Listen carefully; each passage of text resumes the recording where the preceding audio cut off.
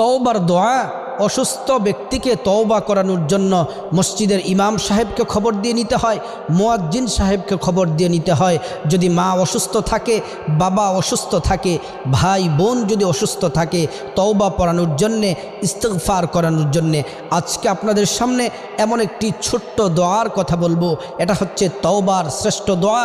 এই দোয়াটি যদি পড়তে পারেন, আল্লাহ তাআলা জীবন যৌবনের সমস্ত গুনাহগুলো আল্লাহ তাআলা মাফ করে দিবেন। তওবার শ্রেষ্ঠ দোয়াটি হলো রব্বিগফিরলি ওয়া তুব আলাইয়া ইন্নাকা আনতাত তাওয়াবুল গফুর। এই দোয়াটি যদি পড়েন, আল্লাহ তাআলা জীবনের সমস্ত গুনাহগুলো মাফ করে দিবেন। অসুস্থ যেই থাকুক, আপনার মা বাবা ভাই বোন যে অসুস্থ থাকে, বারবার এটাকে পড়তে বলবেন। যদি পড়ে ইয়াকিনের সাথে, ইখলাসের সাথে যদি পড়তে পারে, আল্লাহর কাছে যদি চোখের পানি ফালাইয়া যদি আল্লাহর কাছে যদি কান্নাকাটি করতে পারে, আল্লাহ তাআলা জীবনের সমস্ত